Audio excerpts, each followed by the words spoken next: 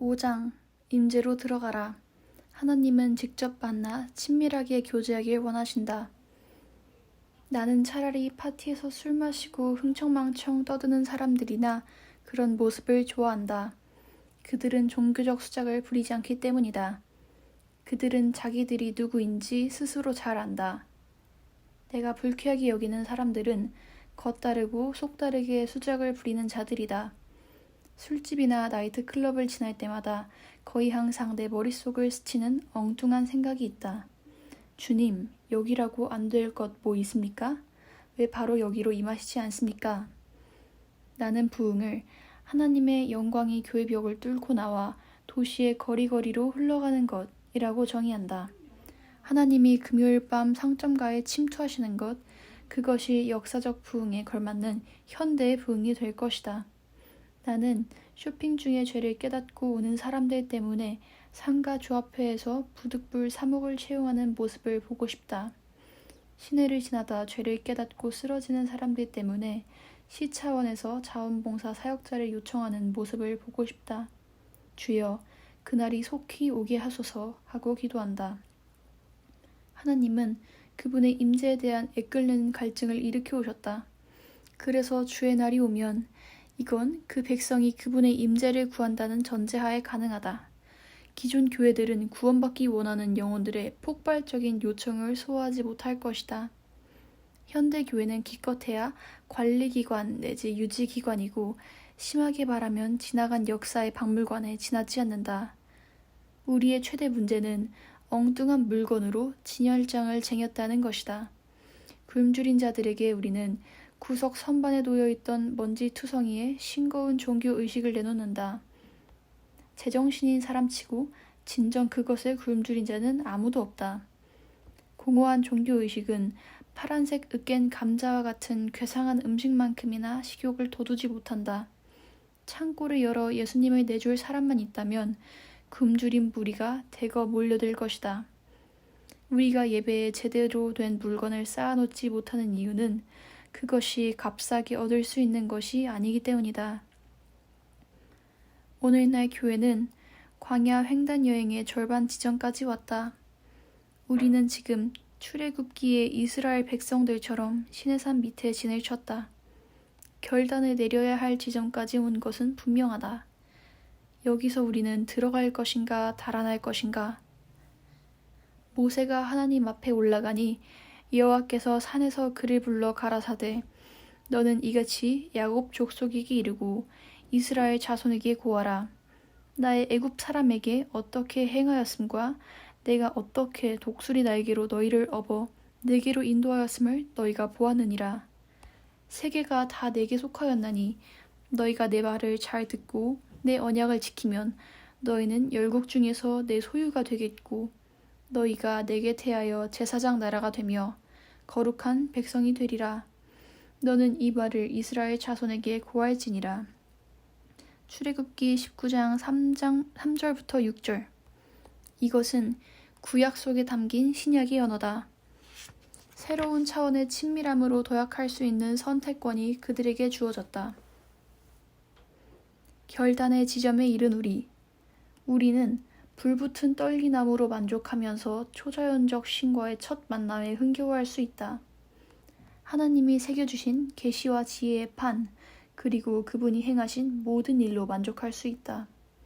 그러나 지금 우리는 결단의 산 윗 그 유명한 갈림길에 이르렀다. 하나님은 우리를 죄와 세상에서 끌어내셨다. 그분은 우리로 한 백성을 이루기 시작하셨다.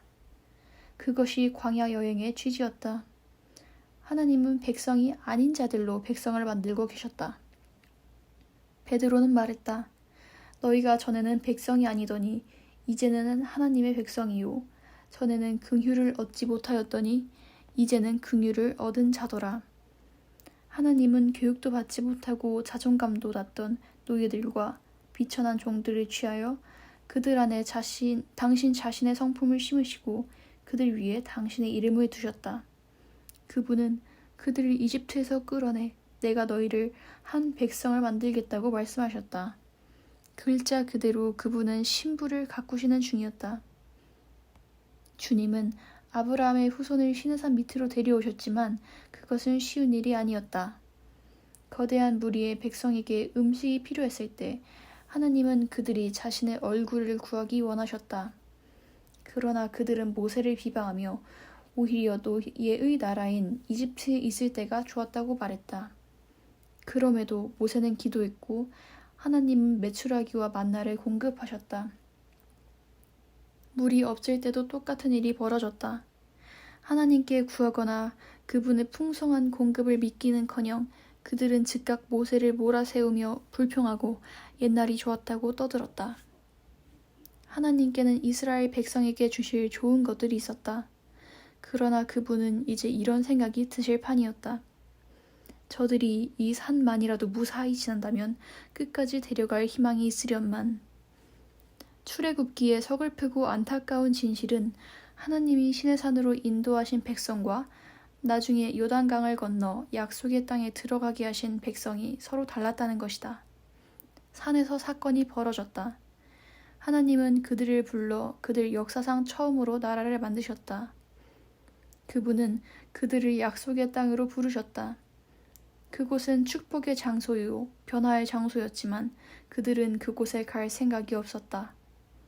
이 장소가 단지 지도상의 물리적 지점이라는 착각에 빠져서는 안 된다. 물리적 의미라면 그들은 이미 광야를 가로지르고 있었다.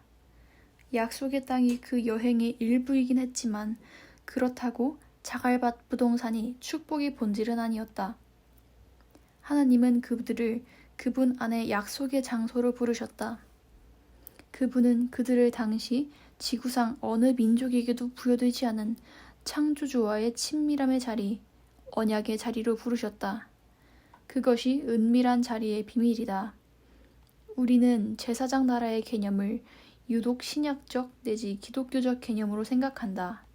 그러나 그것은 이스라엘을 향한 하나님의 본래 계획이기도 했다.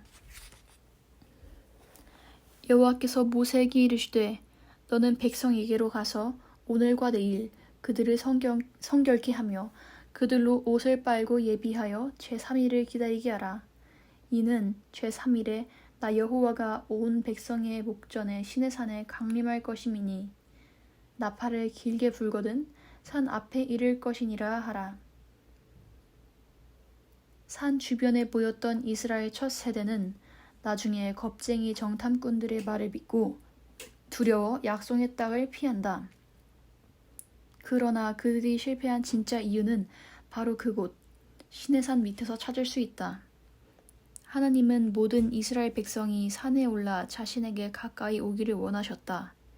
그러나 그들은 불편해했다. 뭇 백성이 우레와 번개와 나팔 소리와 산의 연기를 본지라 그들이 볼 때에 떨며 멀리 서서 모세에게 이르되 당신이 우리에게 말씀하소서 우리가 들으리이다. 하나님이 우리에게 말씀하시지 말게 하소서 우리가 죽을까 하나이다. 모세가 백성에게 이르되 두려워 말라. 하나님이 강림하심은 너희를 시험하고 너희로 경외하여 범죄치 않게 하려 하심이니라. 백성은 멀리 섰고 모세는 하나님의 계신 암흑으로 가까이 가니라. 출애굽기 20장 18절로 21절. 그들은 번개를 보고 천둥 소리를 듣고는 두려워 뒷걸음질 쳤다. 모세처럼 그분을 구한 것이 아니라 그분의 임재에서 달아난 것이다. 그들은 하나님이 택하신 리더십 스타일이 마음에 안 들었다. 그리하여 그들은 그날 거룩한 친밀함을 회피하였고 결국 자신들이나 자녀 세대 모두 약속의 땅에 들어가지 못하고 죽었다. 그들은 친밀한 관계보다 거리를 둔 공경을 선호했던 것이다. 이스라엘 첫 세대가 광야에서 죽는 것은 하나님의 본래 계획이 아니었다. 그분은 노예의 땅에서 이끌어내신 바로 그 백성을 그대로 약속의 땅으로 데리고 들어가길 원하셨다. 그분은 노예 출신의 백성에게 그들만의 새 나라, 땅과 유업을 주기 원하셨다. 그러나 그들은 두려움과 불신 때문에 그것을 얻지 못했다. 요단강 건너 약속의 땅을 바라보며 뒷걸음질 쳤을 때 그들의 운명은 결정되었지만 사실 그것은 신의 산 구름 속에 거하시는 하나님의 임재를 피하는 순간 시작됐다. 거기서 그들은 하나님과 거리를 두며 모세에게 중재를 요구했다. 역대 교회도 똑같은 문제로 고생해왔다. 우리는 대개 하나님과 우리 사이에 중재자가 끼기를 원한다. 우리는 하나님과의 거룩한 친밀함에 대해 지옥에서 비롯된 육신적 두려움이 있다. 이 두려움의 뿌리는 에덴 동산으로 거슬러 올라간다. 하나님은 친근한 교제를 원하셨건만 아담과 하와는 부끄럽고 두려워 숨었다. 달아날 것인가 들어갈 것인가. 이제 당신의 지역 교회를 잘 보라. 회중 가운데는 처음부터 있었던 사람들도 분명 있을 것이고 몇 달 후나 몇 년 후에 온 사람들도 있다. 지금 막 온 새 신자나 나온 지 얼마 안 되는 사람들도 있다. 하나님은 오늘 그들 모두를 산으로 데려오셨다. 백성이 아니던 자들이 백성이 되었다. 하나님은 우리 모두를 죄의 노예 상태에서 건져주셨다. 불행한 결혼 생활에서 건진받은 사람들도 있고 알코올 중독이나 기타 만성적 약물 문제의 굴레에서 헤어난 사람들도 있다. 우리는 무직과 빈곤과 만성 우울증 등 일일이 열거할 수 없는 수많은 지옥 구덩이에서 건진받았다. 마침내 우리 모두는 그분의 산 밑에 이르러 더 가까이 오라는 그분의 음성을 듣고 있다. 이제 우리 앞에는 수천 년 전 이스라엘 자손이 받았던 것과 똑같은 도전이 놓여 있다. 달아날 것인가 들어갈 것인가. 여기서 들어간다는 것은 어디로 들어간다는 것인가? 그분의 임재 안으로 들어간다는 말이다. 오늘날 교회에는 기대와 흥분의 분위기가 있다. 당신도 나처럼 이제 멀지 않았다는 기분이 들 것이다. 일부 학자들에 따르면 이스라엘이 시내산 밑에 왔을 때 약속의 땅까지는 불과 며칠 거리밖에 안 됐다고 한다. 그들이 지체된 유일한 이유는 하느님 안으로 밀치고 들어갈 마음이 없었기 때문이다. 친밀함에 대한 두려움은 적에 대한 두려움의 씨앗이 됐다. 오늘날 대다수 교회들도 동일하다고 할 수 있다. 나는 지금 우리가 중대한 기로에 서 있다는 느낌이 강하게 든다. 한편 우리는 여기서 돌아서기에는 이미 너무 멀리까지 왔다고 말할 수도 있다. 그러나 거꾸로 돌리면 그것은 우리는 정말 피곤하다. 잠시 여기 앉아 쉬었으면 좋겠다는 말일 수 있다. 진짜 문제는 하나님이 뭐라고 말씀하시느냐는 것이다. 내가 믿기로 그분은 우리가 현재 우리의 처한 자리를 파악하길 원하신다. 하나님은 우리가 그분께 다가서서 오늘 우리에게 주시려는 모든 것을 받기 원하신다. 지금부터 우리는 다음 둘 중 하나를 하게 될 것이다. 첫째, 어떤 대가가 따를지라도 그분과의 관계에서 점점 자라간다. 둘째, 어떤 곳으로 돌이킨다. 선한 사람들이 할 만한 모든 선한 일을 하면서 조직과 부서에 소속되어 프로그램과 집회 위주의 교인이 된다. 그럼으로써 언젠간 이 시기를 애틋하게 회상하며 그때가 좋았다고 말하는 자가 된다. 나는 언젠가 나이 들어 후회하는 심정으로 과거를 돌아보며 그때가 좋았다고 말하는 자가 되고 싶지 않다. 하나님과 함께라면 언제나 현재 시대에 살 수 있음을 깨달았는데 그럴 이유가 뭐 있겠는가? 나는 그분이 매일 나를 위해 예비하신 것을 새롭게 받으며 살 수 있다. 오늘 담대히 하나님을 따른다면 언젠가 우리는 과거를 돌아보며 이렇게 말할 수 있을 것이다.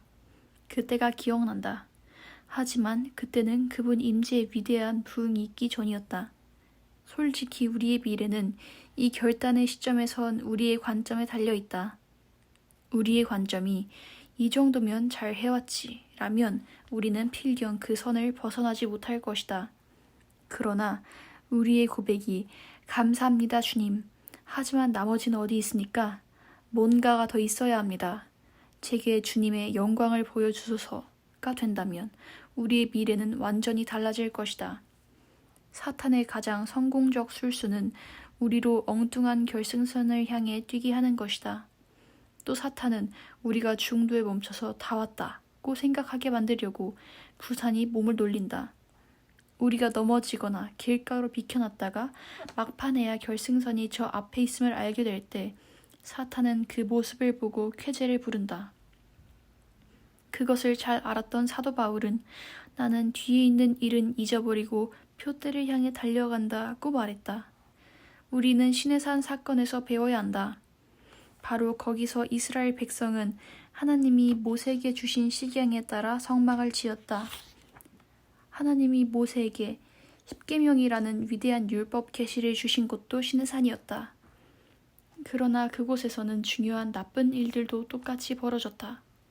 금송아지 우상을 만든 곳도 거기였다.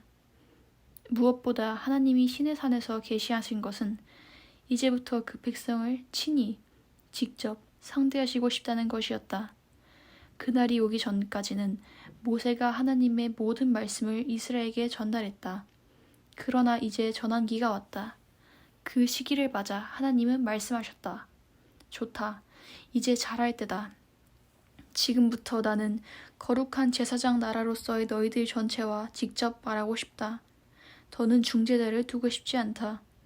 나는 모세를 사랑한다. 하지만 반드시 모세를 통해 너희에게 말하고 싶진 않다. 내 나라, 내 백성으로서 너희를 직접 상대하고 싶다. 푹신한 회중석의 젖먹이 아기들. 불행히도 이스라엘 백성은 오늘날 많은 그리스도인들과 동일한 문제를 안고 있었다. 우리는 기름 부음에, 즉 훌륭한 설교와 교육으로 전달되는 말씀에 중독됐다. 우리 중에는 온도가 자동 조절되는 건물에 푹신한 회중석에 가만히 앉아있으려 하는 젖먹이 아기들이 너무 많다. 다른 누군가가 미리 씹어 반쯤 소화된 하나님 말씀을 다시 토해 우리 입에 넣어주고 있다. 우리는 다루기 너무 벅찬 메시지로 영적 소화 불량에 걸릴까봐 겁낸다. 거의 쓰지 않아 약해져 버린 위로 벅찬 진리를 소화할 수 없게 된 것이다. 해답은 중재자 없이 직접 하나님을 애타게 갈급해야 하는 것이다. 우리는 이렇게 기도할 필요가 있다. 하나님, 남들은 다 주님 말씀을 듣고 있지만 이제 저는 거기에 지쳤습니다. 제 기도 골방의 열쇠는 어디 있습니까? 주님의 말씀을 제가 직접 들을 때까지 문을 걸어 잠그겠습니다. 우리는 말씀 읽는 것을 매우 중시한다. 중요한 일이다. 그러나 기억할 것이 있다. 초대교회는 꽤 오랜 동안 우리가 말하는 신약 성경을 접할 수 없었다. 구약 성경이 값비싼 사본들도 회당에 보관되어 있었기 때문에 그들은 그것마저 없었다. 그들에게 있던 유일한 말씀은 할머니, 할아버지로부터 구전돼 내려온 율법과 시편과 선지서의 몇몇 구절들 뿐이었으며 그것도 유대인 신자들의 경우에나 해당되는 얘기였다. 그렇다면 그들에게 있었던 것은 무엇인가? 그들은 더할 나위 없이 친밀하게 그분과 대화하며 살았다. 그래서 굳이 먼 옛날에 기록된 먼지 쌓인 연애 편지에 매달리지 않아도 되었다. 그들 마음속에는 하나님의 사랑의 메시지가 날마다 새로 찍히고 있었다. 성령이 말씀하신다. 봐라, 내가 너희를 죄에서 건져냈고 너희 옷이 헤어지지 않니 놀라운 일이다. 너희는 적잖은 축복 속에 살고 있다. 날마다 구름과 불 속에 내 임재가 나타나고 있다. 훌륭한 지도자가 있다는 것도 안다. 하지만 내가 정말 원하는 것은 이것이다. 나는 너희를 키우고 싶다. 새로운 차원의 친밀함으로 가까이 끌어들이고 싶다. 단지 사람들이 부흥을 구한다고 해서 참된 부흥이 일어난 적은 한 번도 없다. 부흥은 사람들이 하나님을 구할 때 태동했다. 우리는 교만한 생각으로 좋다, 부흥회를 열자고 말한다. 태풍을 일으키자는 말인들 할 수 없으랴? 우리가 열 수 있는 것이라면 그것은 부흥이 아니다. 우리가 담아두거나 통제할 수 있다면 그것도 부흥이 아니다. 말은 바로 해야 한다. 그것은 설교의 크림 위에 인간 버찌를 얹어놓은 보기 좋은 지표의 연속일 뿐이다. 우리는 그것이 못내 좋아 매순간 입술을 빨겠지만 그것이 부흥은 아니다. 우리는 성가대와 음악 등 교회에서 행해진 모든 것들에 중독됐다. 그 사실을 직시해야 한다. 하지만 그런 것들은 하나님이 말씀하시는 교회가 아니며 참된 부흥도 아니다. 내가 확신하는 것이 있다. 하나님은 곧 그 모든 것을 벗겨내시곤 우리에게 자, 나를 사랑하는 자 누구냐? 나를 원하는 자 누구냐고 물으실 것이다. 지금은 부흥이 아니라 부흥 주시는 분을 구할 때다. 하나님은 자기 백성과의 장거리 관계에 지치셨다. 그분은 수천 년 전 모세 시대에도 거기에 지치셨고 오늘도 마찬가지다. 그분이 진정 원하시는 것은 그분과 나와의 가깝고 친밀한 만남이다. 그분은 내 주의 임재로 우리들 가정에도 침투하길 원하신다. 찾아오는 사람마다 집안에 들어서는 순간 깜짝 놀라 울음을 터뜨리며 그분을 경배하게 될 정도로 말이다. 뭇 백성이 우레와 번개와 나팔 소리와 산의 연기를 본지라. 그들이 볼 때에 떨며 멀리 서서 백성은 멀리 섰고 모세는 하나님의 계신 암흑으로 가까이 가니라. 출애굽기 20장 18절 21절. 얼마나 두려운 양분법인가. 한쪽은 드러났고 한쪽은 달아났다. 하나님은 그 백성을 친밀한 관계로 부르셨지만 그들은 딴 길로 내뺐다. 그들은 모세에게 말했다. 하나님이 우리에게 말씀하시지 말게 하소서. 우리가 죽을까 하나이다. 십계명에 나타난 하나님의 속성에 부합되는 것들만이 그분의 임재 앞에 서고도 살아남을 수 있다는 사실을 그들은 알았다. 그들이 달아난 것은 이런 말이나 같았다. 우리는 그 수준대로 살고 싶지 않다. 지금 하나님이 우리에게 말씀하시지 못하게 하라. 모세에게 십계명을 주실 때 하나님이 그들에게 원하신 것은 행위를 깨끗해 하는 것뿐이었다. 더 이상 그들을 먼발치에서 보시지 않아도 되도록 말이다. 그분은 날이 서늘할 때에 광야에서 다시 한번 그들과 함께 걷길 원하셨다. 그들과 함께 앉아 친밀한 연합 속에 마음을 나누길 원하셨다. 달라지지 않았다. 하나님은 지금 우리에게도 똑같이 해주기 원하신다. 우리의 합당한 반응은 이것이다. 하나님, 우리가 죽어야만 한다 할지라도 부디 우리와 말씀하소서. 서글픈 현실이지만 대다수 그리스도인들은 하나님이 내주하시는 임재를 제대로 느끼지 못한다. 지저분한 삶을 깨끗게 할 마음이 없기 때문이다. 반면 난잡한 삶을 정리하려는 이들 중 다수는 율법주의에 덫에 빠지고 만다. 이스라엘 백성이 두렵다고 말하자 모세는 이렇게 설명했다. 두려워 말라. 하나님은 너희를 시험하시려는 것뿐이다. 천둥과 번개는 너희에게 그분의 크신 능력을 일깨워 죄를 멀리하게 하기 위한 것이다. 봐라. 그분은 너희와 함께 얘기하고 싶어 너희가 깨끗한 모습으로 가까이 오기를 원하실 뿐이다. 생각해보라. 때로 부모의 발자국 소리가 다가올 때면 얼마나 마음이 무겁고 캥겼던가. 하지 말아야 할 일을 하고 있을 때면 특히 더 그랬다. 이스라엘 백성은 아버지의 발자국 소리를 듣고 있었다. 성경은 백성은 멀리 섰고 모세는 하나님이 계신 암흑으로 가까이 가니라고 말한다. 얼마나 대조적인 그림인가. 사람들이 이쪽으로 달릴 때 모세는 저쪽으로 달리며 말했다. 너희도 어서 와라. 하나님이시다. 그분이 가까이 오라 하신다. 전에 없던 일이다. 내가 산에 올라갔을 때 나한테 이렇게 가까이 오라 하셨다. 이제 그분이 내려오셨다. 우리가 다 함께 그분께 가까이 오기 원하시기 때문이다. 하나님은 언제나 지도자로부터 시작하신다. 모세는 이미 전에 산에서 한번 그 암흑 속에 들어간 적이 있다. 이제 하나님은 남은 이스라엘 백성 모두 모세와 함께 그분의 임재 안에 들어오길 원하셨다. 그러나 그들은 달아났다. 하나님의 가까이 오라는 말씀에 백성들이 안 됩니다 라고 답하던 순간부터 유대인들의 역사는 내리막길을 걷지 않았나 생각된다. 그것이 모세 시대 이스라엘 백성만의 문제가 아님은 너무도 분명하다. 그것은 현대 교회의 심각한 문제이기도 하다. 헌신으로 얻는 친밀함. 하나님과의 참된 친밀함에는 헌신이 따르는데 우리에게는 그 헌신을 두려워하는 마음이 있다. 우선 하나님과의 친밀한 관계는 순결을 요한다.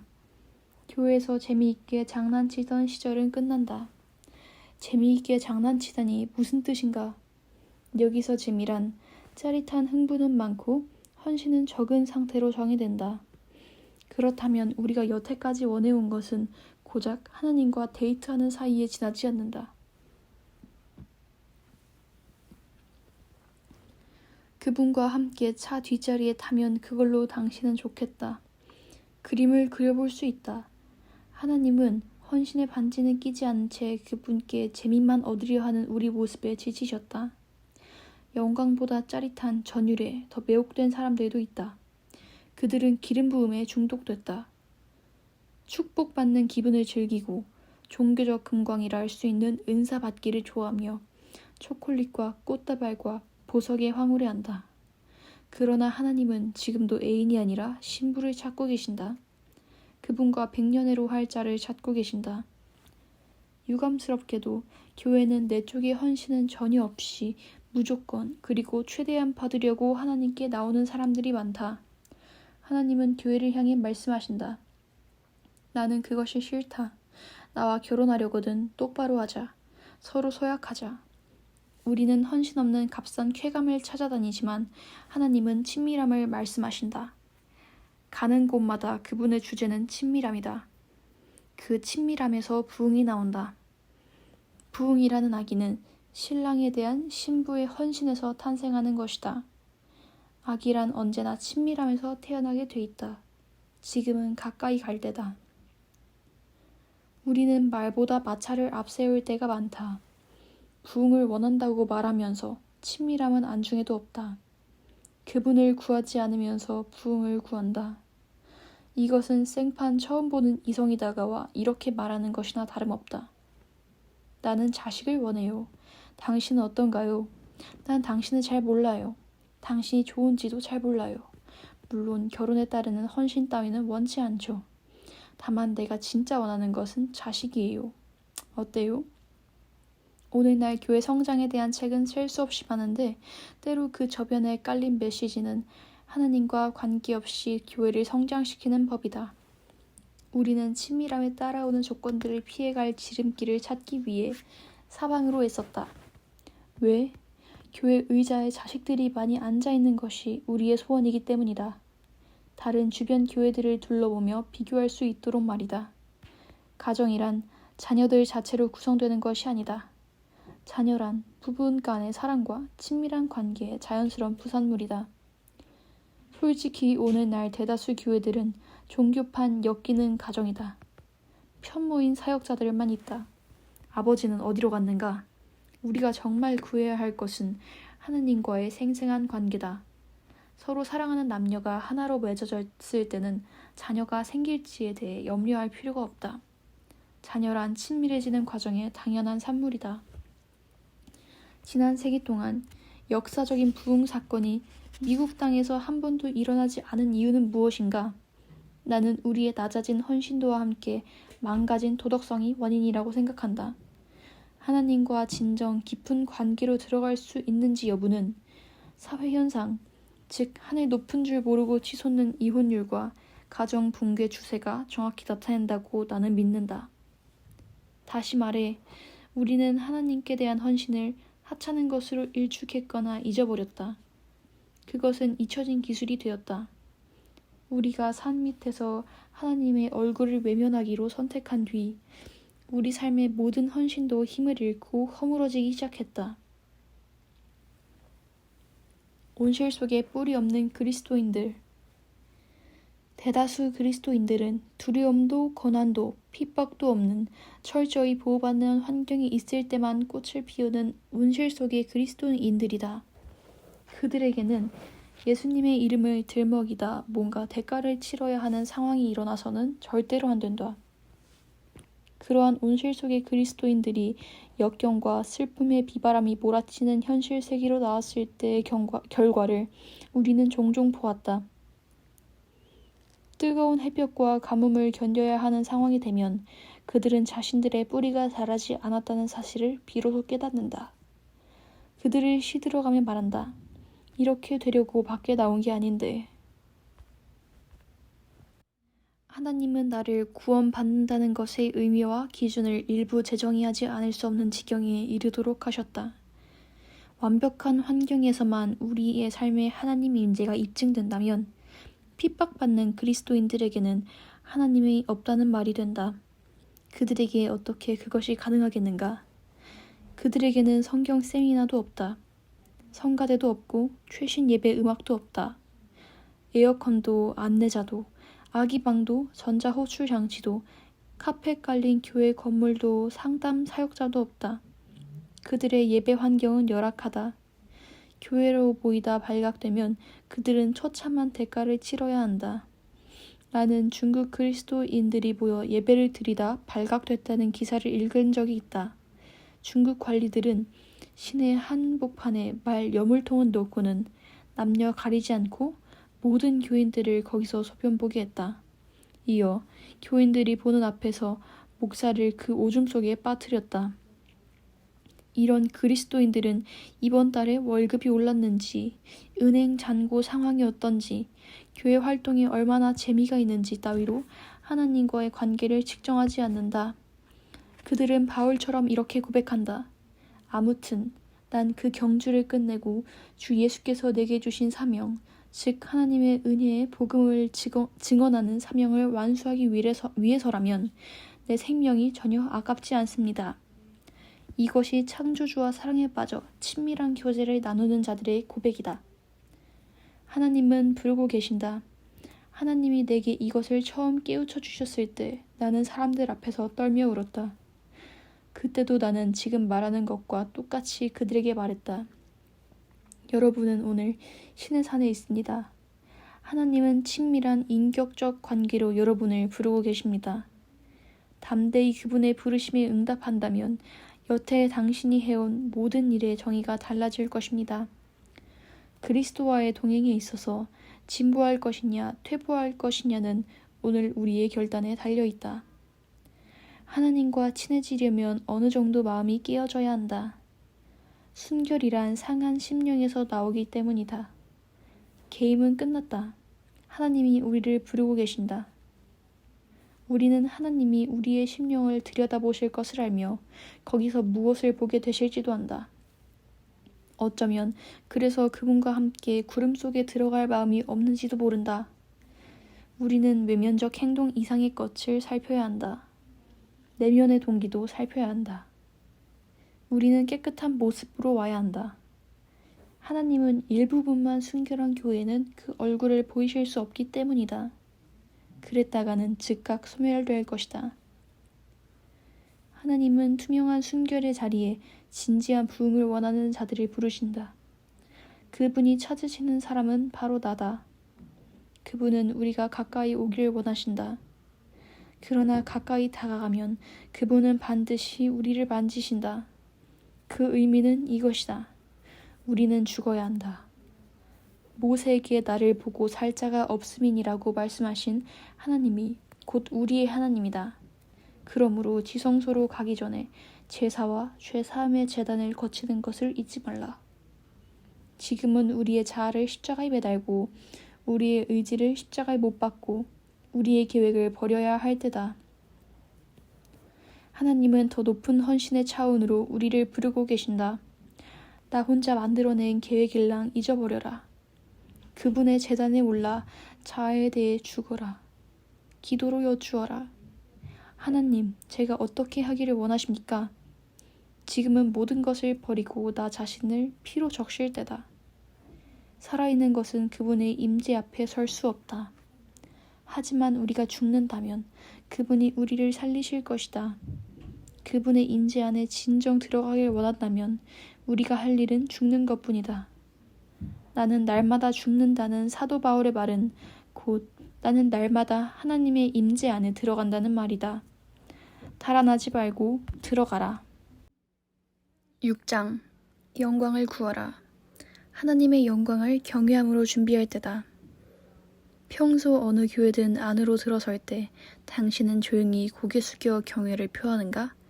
당신이 그렇다고 답한다면 나는 놀랄 것이다. 휴스턴에 있는 그 교회의 주일 예배 때 하나님 임재가 벼락처럼 천정을 뚫고 들어와 강대상을 두동강 내던 10월의 그 주말, 내 삶은 영원히 달라졌다. 친구 목사에게 했던 내 말이 잊혀지지 않는다. 하나님이 자네를 죽이실 수도 있었네. 그 말을 할 때 나는 웃지 않았다. 하나님이 이렇게 말씀하시는 것 같았다. 내가 여기 있으니 너희는 내 임재를 존중해라. 우사의 무덤이 그림처럼 내 머릿속에 떠올랐다. 우리는 하나님을 원한다고 말했지만 정작 우리가 무엇을 구하고 있는지 몰랐다. 나도 아는 줄 알았지만 아니었다. 하나님이 정말 임하셨을 때 우리 중 그 임재의 실체에 준비된 사람은 아무도 없었다. 1장에서 말한 것처럼 설교는 거의 전무했다. 우리로서는 선택의 여지가 없었다. 한동안 교회의 소유권을 되찾으신 하나님은 우리가 그 예배에 어떤 일을 하는 것도 허락하지 않으셨다. 손에 닿을 듯 빽빽이 들어찬 그분의 임재가 너무 무거웠다. 나는 다음 말씀의 의미를 그때서야 비로소 직접 피부로 느꼈다. 제사장이 성소에서 나올 때에 구름이 여호와의 전에 가득하매 제사장이 그 구름으로 인하여 능히 서서 섬기지 못하였으니 이는 여호와의 영광이 여호와의 전에 가득함이었더라.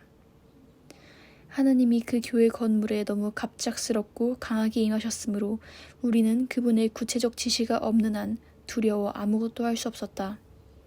물론 그분은 언제나 거기 계셨지만 우리가 체험한 특별하고 명백한 임재는 아니었다. 그때 우리는 그저 떨며 자리에 앉아있을 수밖에 없었다. 하나님의 분명한 허락이 없는 한 헌금 순서를 갖기도 두려웠다.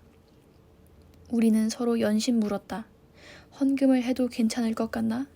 이 순서를 해야 될까? 저 순서는. 영광에 대한 경외.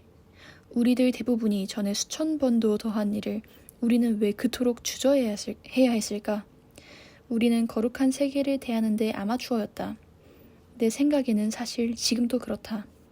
내가 본 바에 따르면 하나님의 명백한 임재가 처음 올 때는 아무 경고 없이 갑자기 온다.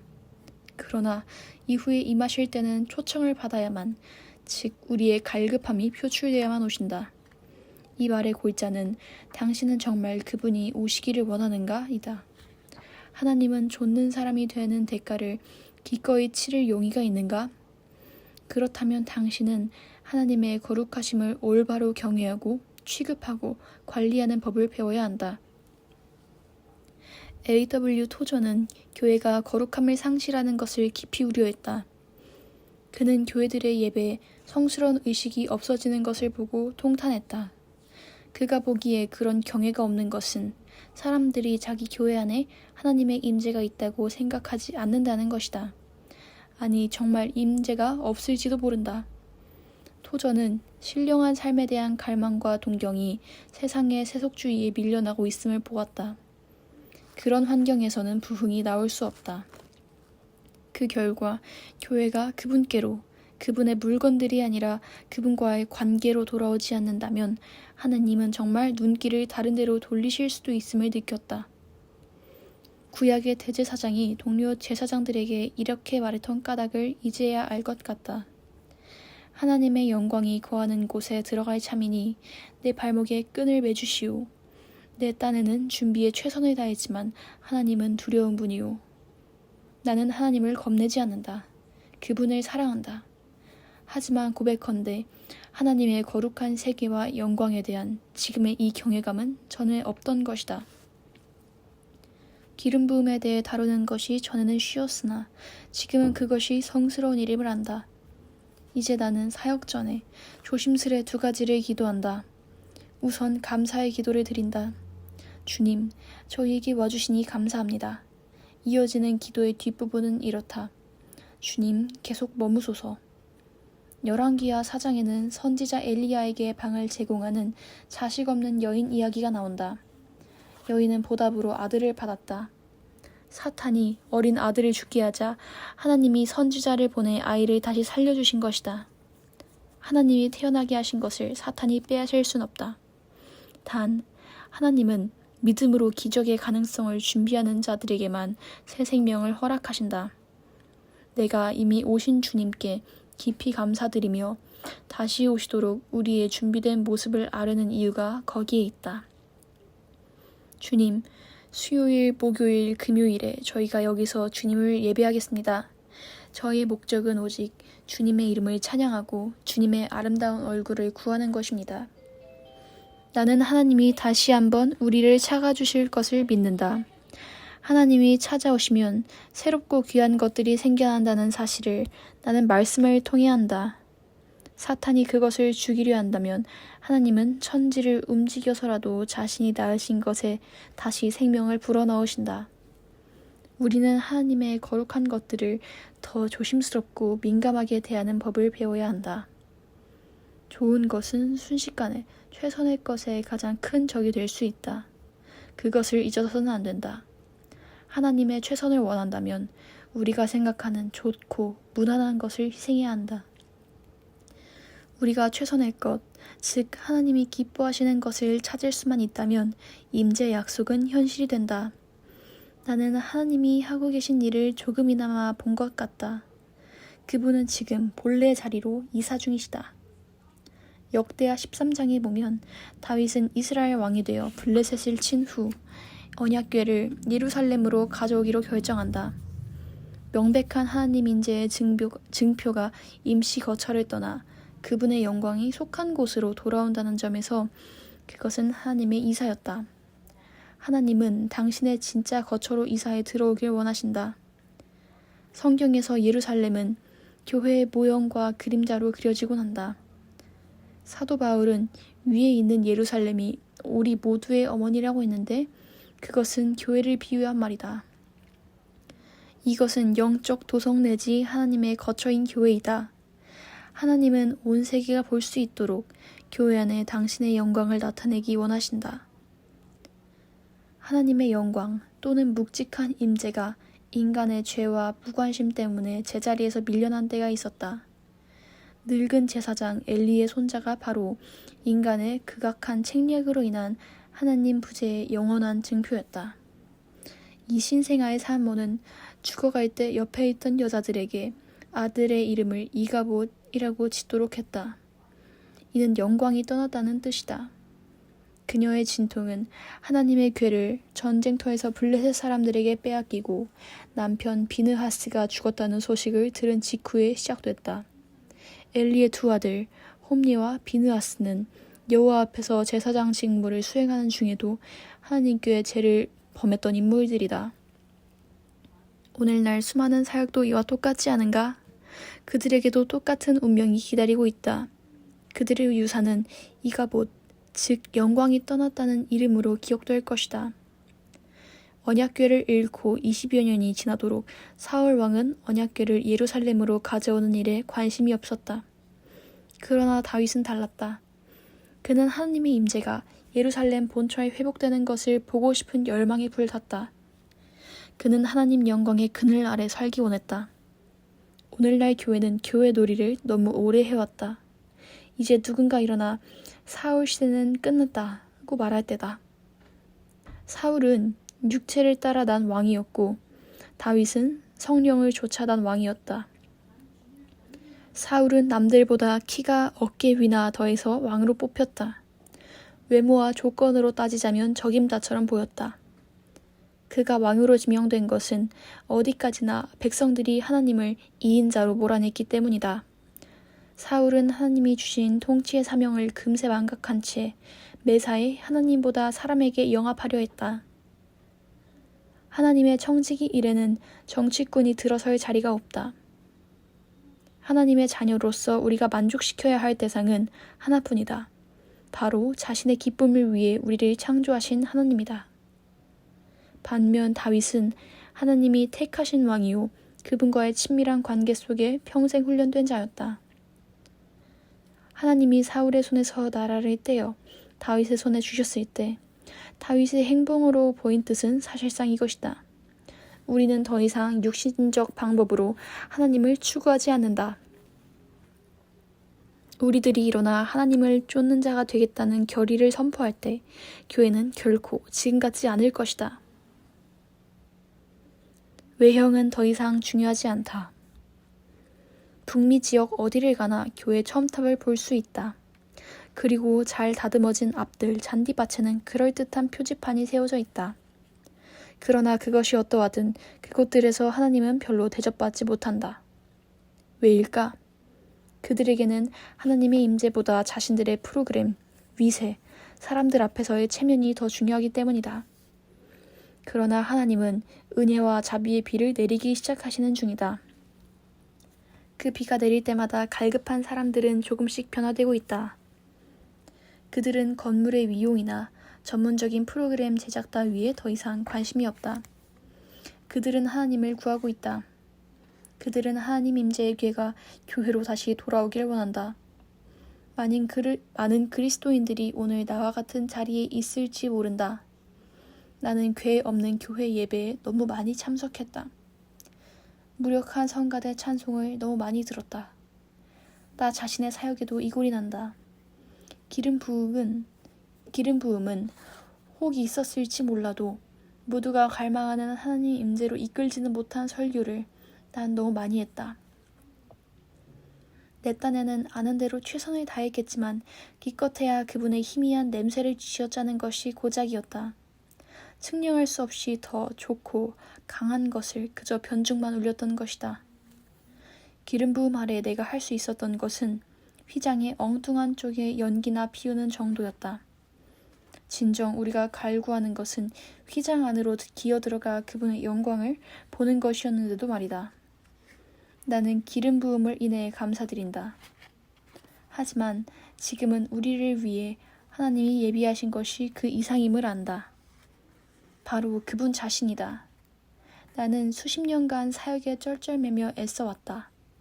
그러나 하나님의 묵직한 임재가 임하면 내가 할 수 있는 모든 일은 무색해진다는 것을 비로소 깨달았다.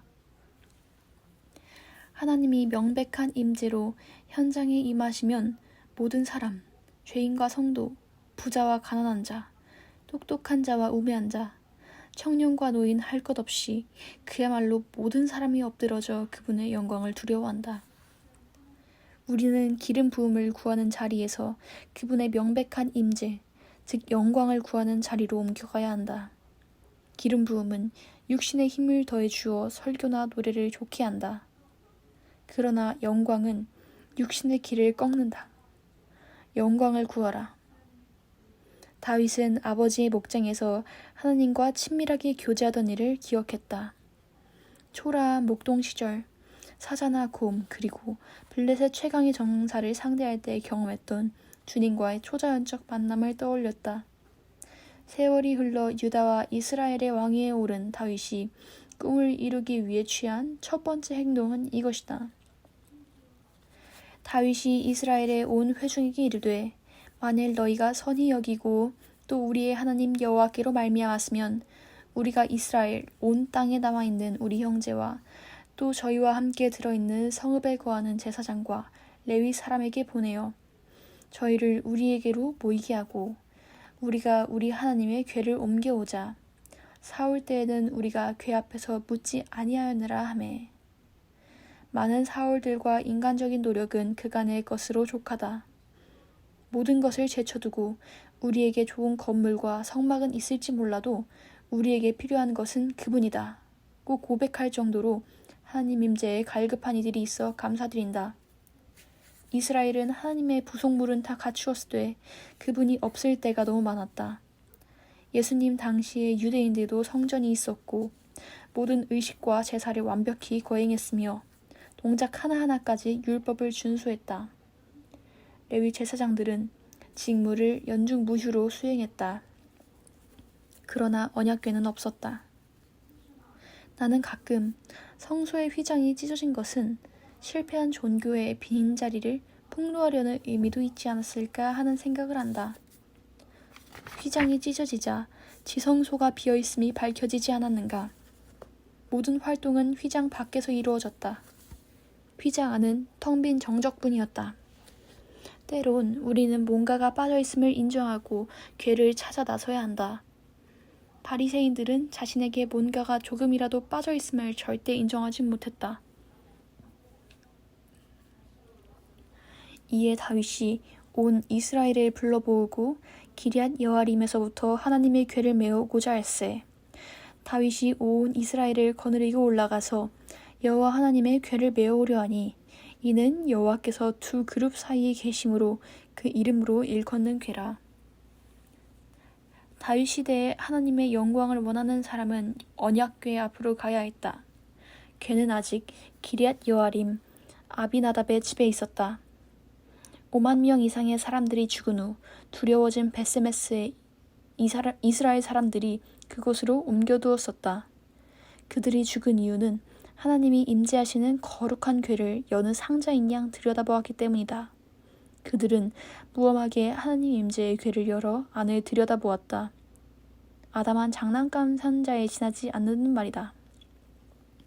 20년 후 다윗은 잃어버린 영광을 찾고자 24km의 순례 여정에 나선다. 저희가 하나님의 궤를 새 수레에 싣고 산에 있는 아비나답의 집에서 나오는데 아비나답의 아들 우사와 아효가 그 새 수레를 보니라. 저희가 산에 있는 아비나답의 집에서 하나님의 궤를 싣고 나올 때에 아효는 궤 앞에서 행하고 다윗과 이스라엘 온 족속이 잣나무로 만든 여러 가지 악기와 수금과 비파와 소고와 양금과 재금으로 여호와 앞에서 주악하더라. 저희가 나곤의 타작마당에 이르러서는 소들이 뛰므로 우사가 손을 들어 하나님의 궤를 붙들었더니 여호와 하나님이 우사의 잘못함을 인하여 진노하사 저를 그곳에서 치시니 저가 거기 하나님의 궤 곁에서 죽으니라. 여호와께서 우사를 충돌을 하심으로 다윗이 분하여 그곳을 베레스 우사라 칭하니 그 이름이 오늘까지 이르니라. 다윗이 그날에 여호와를 두려워하여 가로되 여호와의 궤가 어찌 내게로 오리오 하고 여호와의 궤를 옮겨 다윗성 자기에게로 메어가기를 즐겨하지 아니하고 치우쳐 가드 사람 오벳에돔의 집으로 메어간지라. 다윗과 그 일행은 하나님의 거룩한 임재와 영광을 인간의 손으로 다루려 했다. 하나님의 거룩하심과 영광을 다룰 때는 어떻게 해야 하는가? 우리의 인간적 방법을 하나님이 그냥 두시는 것은 잠깐일 뿐이다. 나는 다윗 행렬이 타작마당에서 길 위에 걸림돌에 부딪혔다는 말을 들은 적이 있다. 길에 걸림돌을 두신 분은 누구인가? 하나님일 것이다. 그분은 지금도 인간 논리의 고속도로 한복판에 과속 방지턱을 설치하는 습관이 있다.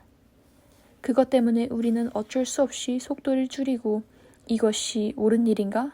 묻게 된다. 길 위의 걸림돌. 다윗의 문제는 일행이 하나님의 과속 방지턱을 아무렇지도 않게 지나치려 했을 때 터졌다. 주님의 영광이 인간의 방법론이나 운반 장치나 프로그램에 실려 기우뚱거리는 것은 그분의 뜻이 아니다. 하나님은 언제나 당신을 영광을 옮길 특별한 그릇을 점응해 두신다. 바로 그분의 거룩하심을 경외하고 존중함으로 성화된, 즉 구별된 사람들이다. 아비나답의 두 아들은 언약궤 주변에서 20년을 살았다. 그들에게 언약궤는 화려하되 평범한 상자나 궤였다. 언약궤 실은 수레를 모는 자로 발탁됐을 때 그들은 뿌듯했을 것이다. 하지만 두 젊은이는 준비되어 있지 않았고 하나님의 거룩하심에 대한 옛 경고를 몰랐다. 다윗의 행렬이 하나님의 거룩한 진동 지점에 이르러 소들이 뛰자 우사는 궤가 넘어지지 않도록 손으로 잡았다. 우사의 이름은 힘, 담력, 위엄, 안전이라는 뜻이다. 그러나 하나님의 임재가 제자리를 찾는 데는 인간의 지원이나 인도가 전혀 필요 없다. 하나님은 살아있는 육체가 죽음을 맛보지 않은 채 당신의 임재 안에서 기뻐하는 것도 절대 허락지 않으신다. 살아있는 상태로 감히 다가온 인간에게 하나님의 영광이 일어나자 우사는 즉사했다.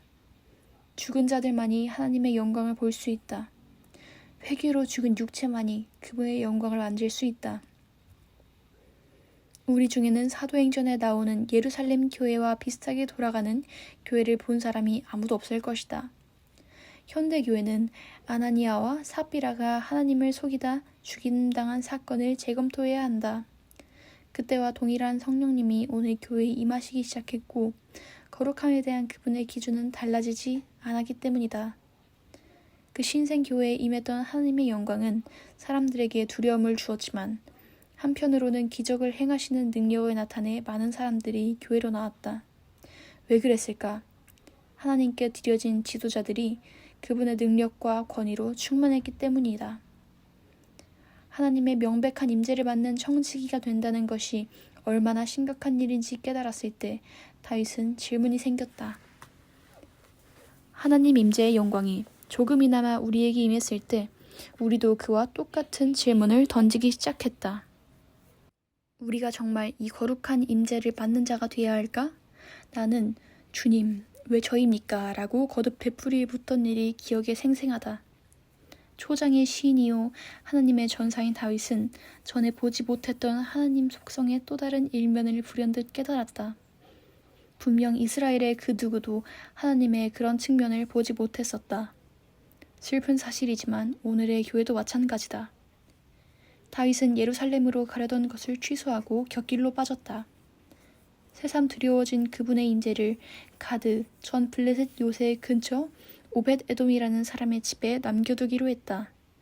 언약궤는 3개월간 그곳에 머물렀고 하나님은 오벳 에돔과 그의 모든 소유에 복을 주셨다. 다윗은 왜 수레를 끌던 소들처럼 멈칫했을까? 그는 충격받았다. 다윗은 자기 딴에 최고의 예를 갖춰 최선을 다했다. 그러나 사실 사무엘상 6장 7절에 보면 다윗의 방법은 오래전 블레셋 사람들이 언약궤를 이스라엘 영내로 옮길 때 사용한 방법과 비슷하다. 그는 많은 사람들이 주악하며 노래하는 가운데 남은 백성들과 함께 행렬 앞과 수레 주변에서 춤췄다. 그날 그는 자신의 수고를 하나님이 분명 기뻐하실 줄 믿었다. 그들은 하나님의 임재를 본래의 자리로 옮겨가는 행복한 교회였다. 그러다 그들은 나곤의 타작마당에서 길 위에 거룩한 걸림돌에 부딪혔다. 나곤이라는 히브리어 단어는 엉뚱하게도 준비됐다는 뜻이다. 하지만 말할 것도 없이 그들은 준비되어 있지 않았다. 인간의 탈 것에서 하나님의 상자가 떨어지지 않도록 웃사가 무심코 손을 내밀자 하나님은 이렇게 말씀하시는 듯했다. 여기까지는 너희들 방법으로 오게 두었다만 그것으로 족하다. 너희가 정말 예루살렘에 내 임재를 되찾기 원하거든 내 방법으로 해야 한다. 이어 그분은 곧 바로 울사를 치시고 다윗의 행렬을 즉각 중단시키셨다. 그날 하나님은 상자를 떨치고 나와 인간의 계획을 수포로 돌리셨다. 마음을 추스른 다윗이 회개하고 고민하여 하나님의 영광을 다시 찾게 되기까지는 3개월이 걸렸다. 오늘날 우리가 하나님의 명백한 임재를 만날 때도 똑같은 일이 벌어진다. 우리는 인간이 만들어낸 사역 전통이나 프로그램에 기우뚱거리는 상자 안에 하나님을 조심조심 가둔다. 그리고는 그분이 떨어지지 않도록 잡아야 한다는 교만하고 인간적인 생각으로 손을 내민다. 하나님의 영광이 우리의 교리나 전통의 상자를 깨고 나와 우리를 충격에 빠뜨릴 때 우리는 놀라지 말아야 한다. 하나님의 영광이 살아있는 육체를 접할 때 언제나 뭔가가 죽도록 되어 있다. 다윗은 계획과 방법을 바꿨다. 하나님 임재의 무게를 돌연 깨우쳤기 때문이다. 다윗은 이런 생각이 들었다. 작은 일이 아니다. 우리가 하려는 일이 무엇인가? 내가 정말 그 일을 할 사람인가? 값을 치를 각오가 돼 있는가? 이 중대한 시점에 교회가 서 있는 자리가 바로 거기다. 우리는 하나님의 영광을 본연의 자리로 옮기려는 중이다. 하나님은 일단 거기까지 이사하셨다. 타작마당의 진동 지점에 이른 셈이다. 이제 이렇게 자문할 때다. 우리가 진정 이 일을 할 자인가? 정말 이 일을 할 뜻이 있는가? 값을 치를 각오가 돼 있는가? 어떤 대가가 따르더라도 하나님께 순종할 것인가? 하나님의 거룩한 세계를 대하는 법을 새로 배울 각오가 돼 있는가? 경고하거니와 하나님의 영광, 그분의 명백한 임재는 우사의 몸을 쪼갠 것처럼 지역 교회들을 쪼개놓을 수 있다.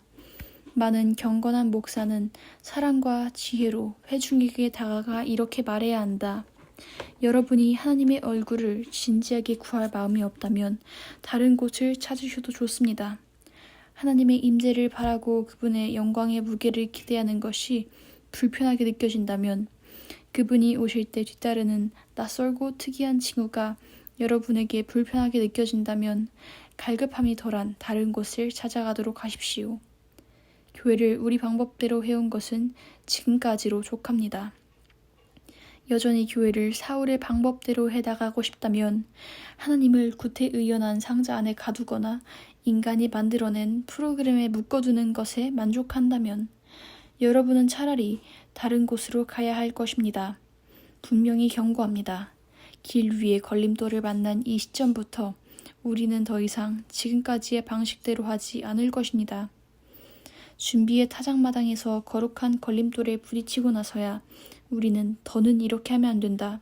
더 이상 옳은 방법이 아니다라는 것을 깨닫는다. 걸림돌에 부딪히기 전까지 우리는 악기 연주와 노래하고 춤추는 몇몇 사람들의 철저히 만족하며 편안해했을지 모른다. 그러나 일단 하나님의 영광을 제자리로 옮겨오기로 한 이상 우리는 거룩한 걸림돌을 만나게 돼 있다. 나타난 하나님의 영광이 만인이 보는 앞에서 몇몇 육체를 죽이시는 시점이다. 참 회개란 육체가 죽는 장엄한 광경이다. 비위가 상해 소화하기 힘든 사람들도 있다. 그날 내가 두려워 떨고 있는 친구 목사에게 바짝 다가가 귀한 말로 하나님이 자네를 죽이실 수 있었네 라고 말했을 때 우리는 길 위에 걸림돌 지점에 이른 것을 알았다. 하나님은 말씀하셨다. 너희는 내가 임하는 일에 진지하냐? 내가 임하기를 정말 원하느냐? 그렇다면 내 방법대로 해야 한다. 이스라엘 백성이 아비나답의 집에서 세수레에 처음 언약궤를 실을 때 언약궤를 어떻게 다뤘는지 아는 사람은 아무도 없다. 하나님만이 아신다. 우리가 아는 사실은 우사가 죽고 나서 언약궤를 다루는 방식이 달라졌다는 것이다. 한 가지 확실한 점은 이것이다. 아무도 언약궤에 손대지 않았다는 것. 그들에게는 하나님의 영광을 존중하는 마음이 생겨 평생 떠나지 않았을 것이다. 그들은 이렇게 말했으리라. 오베데돔, 잘되기를 빌겠소. 우리가 오늘 한 사람을 땅에 묻었다는 사실을 명심하시오. 길 위에 걸림돌에 부딪혔을 때 그 사람이 언약궤를 만졌기 때문이오. 오베데돔 조심하시오. 다윗은 분간이 안 됐다. 정말 언약궤를 예루살렘으로 가져와야 하나? 다 죽을 수도 있는데? 한 가지 변수가 있었다. 이후 3개월간 하나님이 오베데돔 집에 복 주신다는 소식이 다윗에게 계속 들려왔다. 성경에 따르면 오베데돔의 집이 어찌나 복을 받았던지 그가 손대는 것마다 다 복을 받았다. 거기에는 그의 모든 소유와 모든 가족이 포함됐다. 심지어 먼 친척과 농장의 동물들까지 형통했다. 돈이 흘러들었고 모두가 건강했다. 다윗이 오베데돔에게 상황을 확인하자 그는 이렇게 답했다. 예, 들으신 대로입니다. 당신이 어쨌기에 그렇게 된 거요? 절대 손대지 않았습니다. 아이들한테 근처에도 못 가게 했지요. 왕께서 그 궤를 저희 집 문 앞에 두고 가신 후로 그 궤가 부와 권력과 권세를 몰고 오는 것 같습니다. 읍내에 나가면 저와 아무 상관도 없던 좋은 일들이 생깁니다. 다윗은 재빨리 언약궤에 대한 공식 입장을 제고했다. 하나님의 임재와 영광이 초라한 농부 집에 그런 복을 가져다 주었다면 한 나라에 미칠 수 있는 영향은 어떤 것이겠는가? 다윗은 불현듯 깨달았다. 그리고는 말했다. 언약궤를 원래 자리로 가져와야 한다. 예루살렘으로 가져와야 한다. 처음 언약궤를 새 수레에 실을 때 다윗은 이스라엘 온 족속을 모으고 이렇게 생각했다. 우리가 이렇게 하는 것을 보고 하나님도 분명 기뻐하실 것이다. 수천 명의 사람들이 언약궤 주변에 모여 악기를 연주하며 춤추고 있지 않은가. 그러나 그 모든 일에 하나님의 의견을 여쭌 자가 아무도 없었기에 그분은 일행의 걸음에 제동을 걸으셔야만 했다. 더는 안 된다. 한 발짝도 갈 수 없다. 내가 수레를 흔들겠다. 너희는 타작마당에 거룩한 걸림돌에 부딪혔다. 육체를 버려야 할 지점이다. 너희 방법으로는 여기까지밖에 갈 수 없다. 내 임재가 제자리에 있기를 정말 원하거든 여기서부터 내 방법으로 해라. 두 번째 시도 때에야 다윗은 처음에 했어야 할 일을 했다. 그는 말씀을 통해 하나님이 이전에 어떻게 이동하셨는지를 살폈다. 모세 시대 사람들은 어떻게 언약궤를 한 곳에서 다른 곳으로 옮겼을까? 다윗은 레위인들과 아론의 후손 제사장들의 참 목적과 기능을 재발견했다. 그리고 언약궤 양쪽에 달린 고리에 나무 막대기를 끼도록 돼 있다는 것을 처음 알았다. 아, 그래서 고리가 있었구나. 하나님이 변신하여 두 막대기에 달리실 수 있다니 정말 신기한 일이다. 하나님을 당연시하지 말라.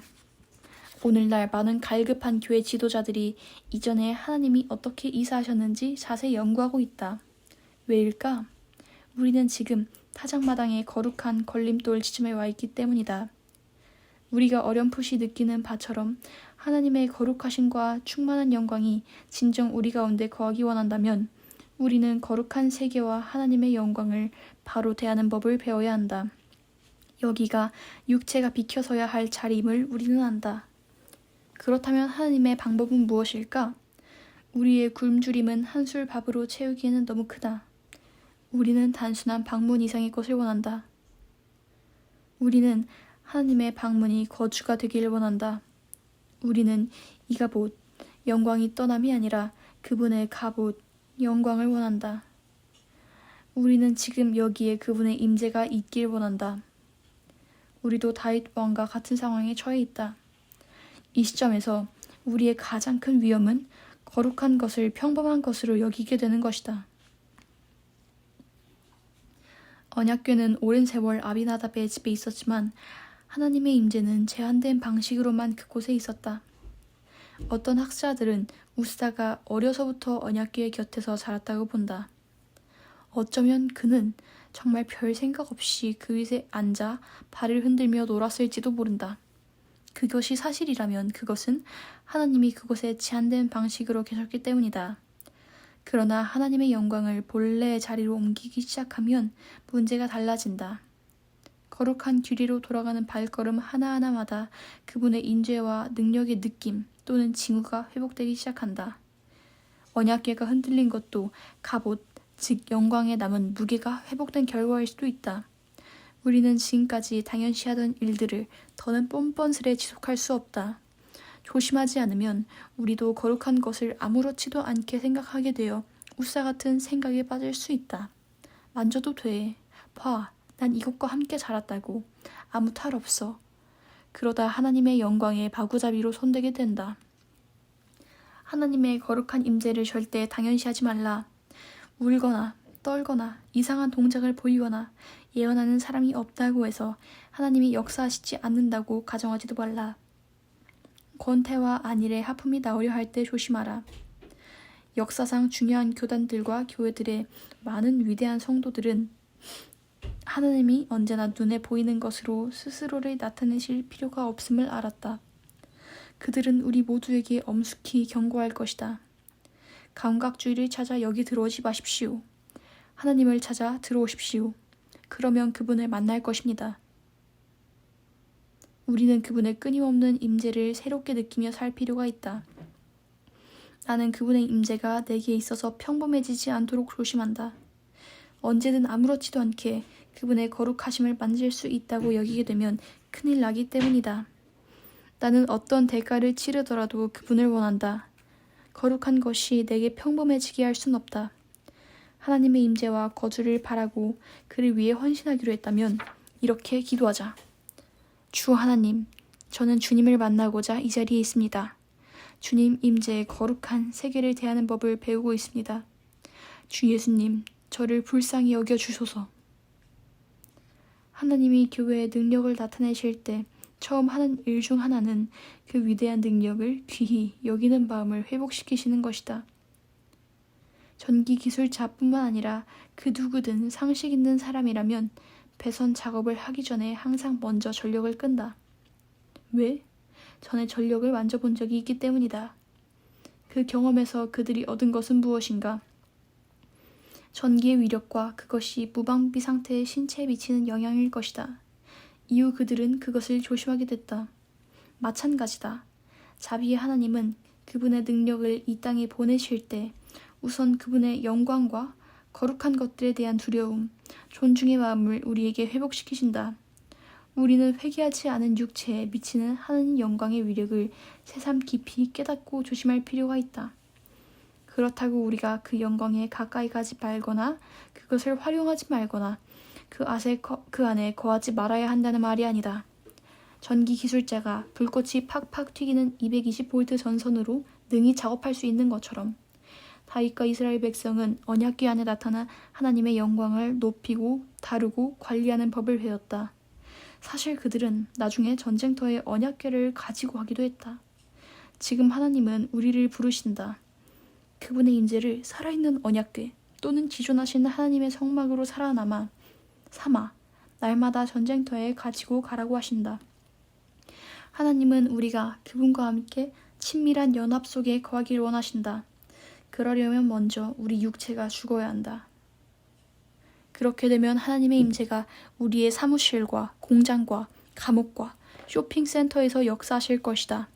그 임재의 기름 부음과 능력이 우리에게 아주 강하게 임할 것이다. 이 위대한 부흥은 인간의 노력이 아니라 그분의 영광과 임재로 말미암는 것이기에 교회의 벽 안에 가둬질 수 없다. 하나님의 영광은 세상으로 흘러나가야 한다. 하나님의 영광을 제자리로 옮기려는 다윗의 두 번째 시도에서 주목해야 할 것이 하나 더 있다. 다윗이 레위인들과 아론 자손들을 제사장 직무로 다시 불러 언약궤의 수종을 맡기면서 한 엄숙한 경고다.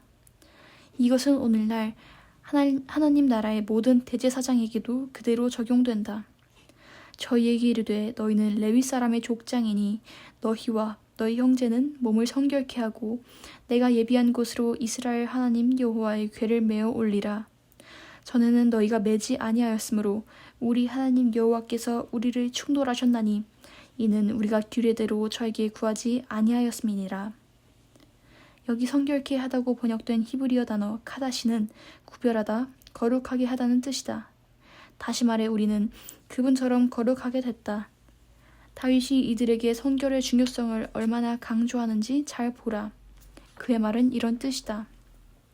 성결케 하지 않았던 한 사람의 무덤을 당신들에게 보여주고 싶소. 당신들은 그 사람을 죽게 함 바로 그 언약궤를 운반할 것이오.